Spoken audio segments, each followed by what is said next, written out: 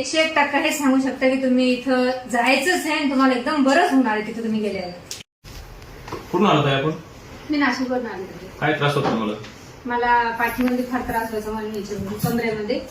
मी 5-10 मिनिटं पण एका ठिकाणी बसली नाही, बिलकुल नाही. बसली. आपले थेरपी केल्यानंतर तुम्हाला कसं वाटलं? मी आता अर्धा तास झालं बसलेली होती, जेवण केलं, आता मला एकदम फ्रेश वाटतंय. त्रास नाहीये आता. काहीच त्रास नाही आता राहिला. काहीच पहिल्या सेटिंग मध्येच बरं जातो पूर्ण.